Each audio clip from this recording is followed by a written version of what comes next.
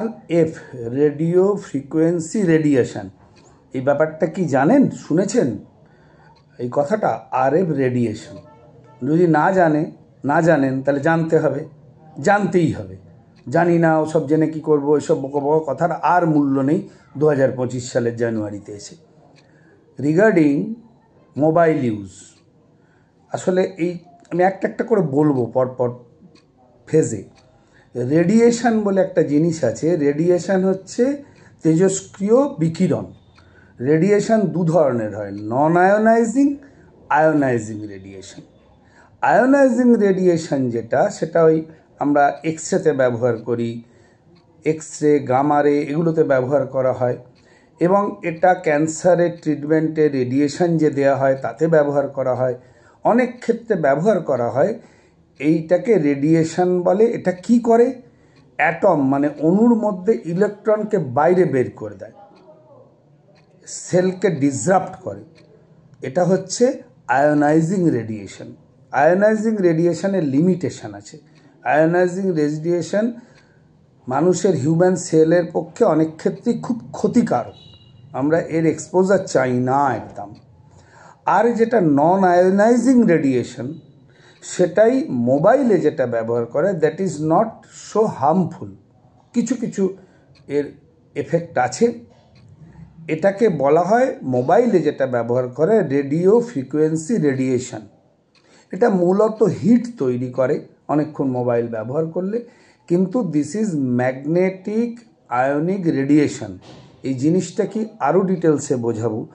আপনি না বুঝলে আপনি সন্তানকেই মোবাইল খেলতে দেবেন, আপনি মোবাইল নিয়ে রাত্রে ঘুমোবেন, শয়নে, স্বপনে, জাগরণে আপনি মোবাইলই থাকবেন নিয়ে।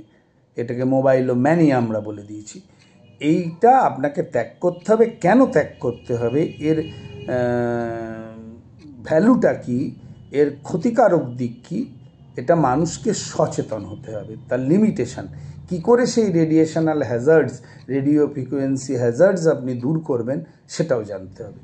তাহলে RF মানে রেডিও ফ্রিকোয়েন্সি রেডিয়েশন। আপনারা কি শুনেছেন কোনো সময় ডিজিটাল আই সিনড্রোম বলে একটি কথাটা আছে?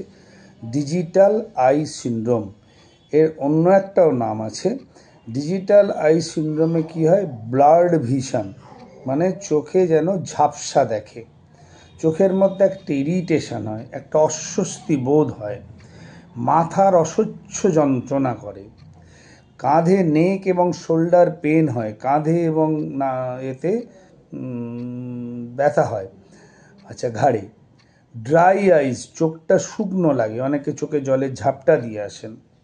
চোখটা একটি ইরিটেবল ইচিনেস হয়, চোখ চুলকোয় এবং চোখ দিয়ে জল পড়তে থাকে। তাদের কিন্তু পাওয়ারে গন্ডগোল নেই। টায়ার্ড আই, মানে একদিক থেকে একদিকে চোখ যেতে গেলে চোখটা যেন থেমে থেমে যায়। ফোকাসিং, কোনো জিনিস, আমরা তো বাইফোকাল, আমরা দুটো চোখ দিয়ে একটা বস্তু দেখি, তা সেইটা ফোকাসিং করতে, একটা পিন পয়েন্ট জিনিস দেখতে আমাদের অসুবিধে হয়। এইটাকে, এই লক্ষণগুলোকে বলা হয় ডিজিটাল আই সিনড্রোম। এটা over use of digital gadget যেগুলো আছে, সেটা কম্পিউটার হতে পারে, মোবাইল হতে পারে, এগুলোর বেসিক্যালি কোনো ওষুধ নেই। কিছু আই লুব্রিকেন্ট পাওয়া যায়, টিয়ার ফেস, আইটোন, এইসব বিভিন্ন নামে বাজারে পাওয়া যায়। কিন্তু তার থেকেও বড় কথা, আপনি যদি আপনার এই আইফোন দেখা কিছুটা হলেও রেস্ট্রিক্ট না করতে পারেন, আপনার এই সমস্যা হবে। শিশুর এই সমস্যা, শিশু কিন্তু মুখে বলতে পারবে না, তার মধ্যে কিন্তু যে অসুবিধাটা হবে, তার প্রাত্যহিক কাজে, সেটা লেখাপড়া হোক, অনেক কিছুতেই তার ব্যাঘাত ঘটবে। হ্যাঁ, প্রথমবার বলেছিলাম রেডিও ফ্রিকোয়েন্সি রেডিয়েশন, সেটা থেকেই এই সব সমস্যা হয় মোবাইলের। এরপরে আমি একটা করে বলবো, ব্রেন হেলথ, মানসিক স্বাস্থ্য, স্লিপের যে রিদম, সার্কাডিয়ান রিদম কাকে বলে, মেলাটোনিন হরমোন স্লিপের ওপর কিভাবে প্রভাব করে, হেডেক, নসিয়া, ডিজিনেস, এরকম বিভিন্ন সমস্যা আছে, সেগুলো আমি ধাপে ধাপে আসবো। ঠিক আছে? তাহলে আজকে কি বললাম? Digital eye syndrome. Regarding mobile আমি কটা কথা বলবো, আগেই বলেছিলাম। প্রথমবার বলেছিলাম রেডিও ফ্রিকোয়েন্সি, নন আয়নিক রেডিয়েশন, আয়নিক রেডিয়েশন। তারপরে বলেছিলাম দ্বিতীয় পর্বে ডিজিটাল আই সিনড্রোম। তৃতীয় পর্বে আরও কটা কথা বলতে চাই। এই রেডিও ফ্রিকোয়েন্সিতে যদিও এক্সপেরিমেন্টাল, এখনও প্রুফ হয়নি, কিন্তু স্টিল ব্রেনের মধ্যে অতিরিক্ত মোবাইলের যে রেডিয়েশন সেটা ডিএনএ ড্যামেজ করে, অনেক সময় ব্রেন টিউমার করতে পারে, ব্রেন ডেভেলপমেন্টাল অ্যাবনর্ম্যালিটি হতে পারে। ব্রেন ডেভেলপমেন্টাল 0 to 3 ইয়ার্স পর্যন্ত, 4 ইয়ার্স পর্যন্ত ব্রেনের ম্যাক্সিমাম ডেভেলপমেন্ট হয়। যদি নিউরোলজিক্যাল বলি, যত মোবাইল ফোন করবেন তত অ্যাংজাইটি বাড়বে আপনার মধ্যে। মোবাইল ফোনের বিভিন্ন ছবি দেখে আপনার ডিপ্রেশন বাড়তে পারে। একটা সময় আপনি লোনলিনেস, একাকিত্ব বোধ করবেন যত মোবাইলের মধ্যে যাবেন। ভাবছেন মোবাইল আপনার সঙ্গী, তো সঙ্গী হবে না, আলটিমেটলি আপনার একাকিত্বকে বাড়িয়ে দেবে। যারা মোবাইল নিয়ে রাত্রে শুতে যায়, একটা ওই রিলস দেখতে দেখতে বা কোনো ভিডিও জিনিস দেখতে দেখতে, গান শুনতে শুনতে, মিউজিক শুনতে শুনতে, সেটা আলাদা জিনিস, যদিও আমরা ঘরে মোবাইল রাখতে বারণ করছি শোবার সময়। স্লিপ ডিস্টারবেন্স কমনেস্ট একটা প্রবলেমের মধ্যে পড়ে। মেমারি পাওয়ার, যে কোনো ছাত্র বা যে কোনো মানুষের কিন্তু মোবাইল মেমারি পাওয়ার কমিয়ে নেয়, কারণ মেমারি একটা রিসাইকেলের মধ্যে দিয়ে Memari, short term Memari, long term Memari চলে। যখন আপনার মোবাইলের বিভিন্ন ইনপুটগুলো ভেতরে ঢোকে, আপনার আসল সেটা পড়া হোক, আপনার কাজ হোক, যেটা মনে রাখার কথা, তার মধ্যে ওই সাইকেলের মধ্যে অন্য জিনিস ঢুকে পড়ার জন্যে মেমারি ডিস্টারবেন্স হয়। মাথার যন্ত্রণার কথা আগে বলেছি। মাথা ঘোরা, মাথা বোম হয়ে থাকা, মাথা ধরা, বিজিনেস বলা হয়, মাথা ঝিমঝিম করা, এগুলো তো বলেছি।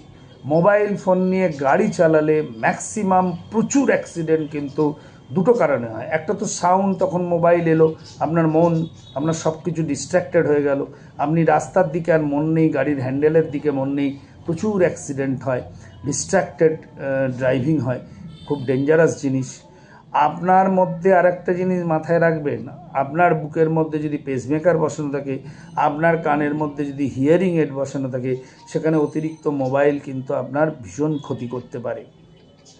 আপনার পশ্চুরাল ডিফর্মিটি, এই দেখবেন মোটরসাইকেলের এরকম ঘাড় বেঁকিয়ে মোবাইল নিয়ে অনেকেই চলেছে, খুব খারাপ লক্ষণ। আমাদের প্রবণতাই হচ্ছে মোবাইল কানের কাছে নিয়ে যাওয়া, সেখানে ব্লুটুথ দিয়ে ব্যবহার করা, হেডফোন দিয়ে ব্যবহার করা কম্প্যারেটিভলি বেটার। আমি সলিউশনের কথা পরে বলবো। সোশ্যাল আইসোলেশন, আপনি যত মোবাইলের মধ্যে দিয়ে ঢুকবেন, আপনার বন্ধু বান্ধব সঙ্গী তত কমে যাবে, সোশ্যাল আইসোলেশন হবে। রিডাকশান অফ অ্যাটেনশান স্প্যান, আমাদের যে অ্যাটেনশান স্প্যান, আমরা 1.5 মিনিট 2 মিনিটের বেশি আমরা কোনো জিনিস, কোনো পড়া ধৈর্য বেশিক্ষণ রাখতে পারি না, শিশুরা তো আরোই কম। এই স্প্যানটা, অ্যাটেনশান স্প্যানটা কিন্তু মোবাইল অত্যধিক ব্যবহারে কমে যায়। আরও কিছু ব্যাপার আছে, সেগুলো আমি পরবর্তীতে বলবো, ছাত্র জীবনের কথা বলবো, তার সাথে সাথে এ থেকে রেমেডি বেরিয়ে আসার কী কী উপায় সেটাও পরবর্তী এতে বলবো। এবার ছাত্রছাত্রীদের জন্য বিশেষ করে কিছু সতর্কবার্তা থাকা প্রয়োজন। গতকালই, আজকে খবরের কাগজে দেখলাম, আনন্দবাজার পত্রিকায়, আমার নিকটবর্তী পাড়া গড়বাগানের একটি মেয়ে, তার হাত থেকে তার বাবা মোবাইল ফোন কেড়ে নিয়েছে, অনেক অশান্তি হয়েছে। কেড়ে নিয়ে বাবা বোধহয় মাঠে কোনো খেলা দেখতে গেছিলেন, এসে দেখেছেন শি ওয়াজ ডেড, হ্যাঙ্গিং, তার আত্মহত্যা করেছে। এবং এই ঘটনায় একটা তো সারা এই অঞ্চলে হবে, কিন্তু মানুষ ভুলে যায় ছাত্রছাত্রীদের এই over use of mobile phone, এটাকে কোনখানে কতটা রেস্ট্রিক্ট করবেন, এটা কিন্তু মানুষের জানা প্রয়োজন। ছাত্রছাত্রীদের প্রধান যে অসুবিধেগুলো হয়, আমি এত ডিটেলসে বলা যাবে না।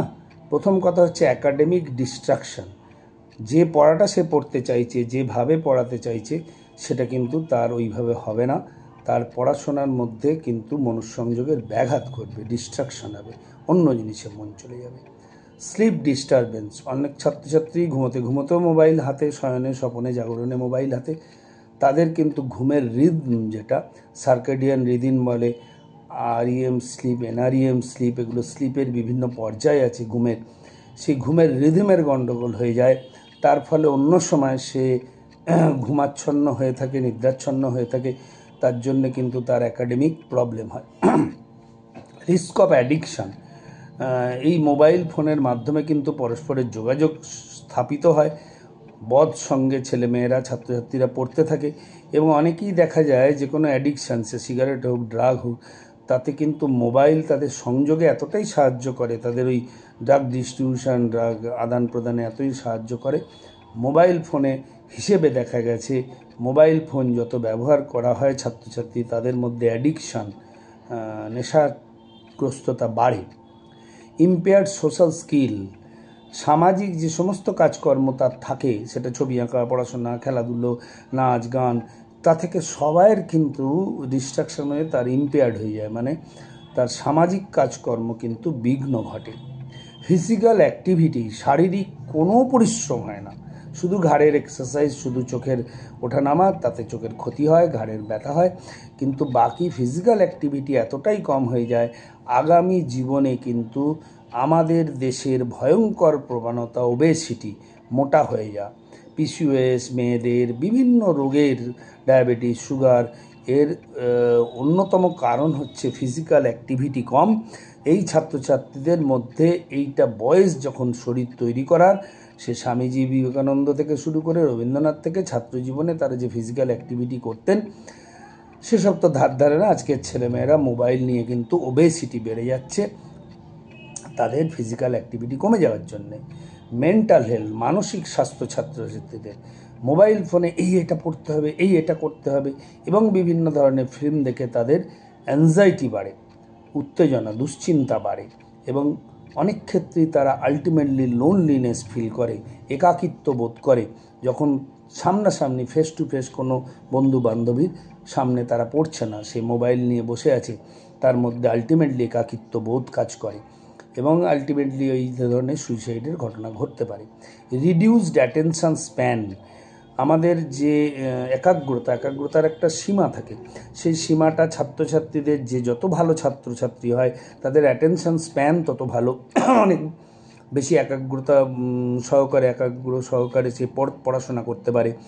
এদের একাগ্রতাহীনতায় ভোগে যারা over use of mobile.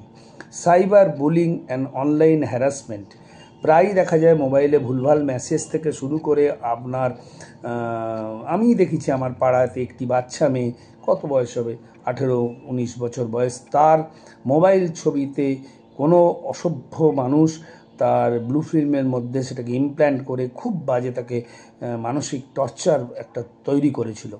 Over use of mobile, protective, যদি ফেসবুক, হোয়াটসঅ্যাপ এগুলো প্রোটেক্টিভ না হয় তাহলে কিন্তু এই অনলাইন হ্যারাসমেন্টের হওয়ার সম্ভাবনা বেশি। রিস্ক অফ অ্যাক্সিডেন্ট, বিভিন্ন ধরনের দুর্ঘটনা ছাত্রছাত্রীদের, বিশেষ এই বয়সেই মোবাইল নিয়ে কথা বলতে বলতে, মোবাইল নিয়ে ট্রেনের তলায় চলে যাচ্ছে, মোবাইল নিয়ে ট্রেন থেকে ঝাঁপ মারছে, রিলস বানাতে যেখানে সেখানে লাফিয়ে পড়ছে, এই ধরনের কিন্তু অ্যাক্সিডেন্টের প্রবণতা বাড়ে। সর্বশেষ যেটা না বললেই নয়, বিগত বেশ কয়েক বছর ধরে আমরা লক্ষ্য করছি 12, 13, 14 বছরের ছেলেমেয়েরা পর্ন সাইটে ছাত্রছাত্রীরা চলে যাচ্ছে, এবং অদ্ভুতভাবে এই মোবাইলগুলোর নেচার হচ্ছে, একবার কেউ পর্ন সাইটে ঢুকে পড়লে, ব্লু ফিল্ম সাইটে ঢুকে পড়লে তাকে বারবার সেই ধরনের ফিল্ম দেখানো হবে, এবং ব্লু ফিল্ম অ্যাডিকশান হচ্ছে, যার ফলে মাকে মা মনে করছে না, পাড়ার দিদিকে পাড়ার দিদি মনে করছে না, ভাইকে দাদাকে দাদা মনে করছে না, পারস্পরিক যে আমাদের মানসিক মেলবন্ধন, পারস্পরিক যে আমাদের আত্মীয়তার সম্পর্ক, সেগুলো ভুলে গিয়ে শুধু সেক্সুয়াল একটা গ্র্যাটিফিকেশনের দিকে মানুষ, ছাত্রছাত্রীরা চলে যাচ্ছে। ব্লু ফিল্ম অ্যাডিকশান আগামী দিনে কিন্তু ভয়ঙ্কর সোসাইটির প্রবলেম। তাহলে ছাত্রছাত্রীদের এই ব্যাপারে সচেতন হতেই হবে, বুঝলেন। মোবাইল ছাড়ুন, ছেলে মেয়েদের থেকে খুব রেস্ট্রিক্টেড মোবাইল ব্যবহার করতে হবে।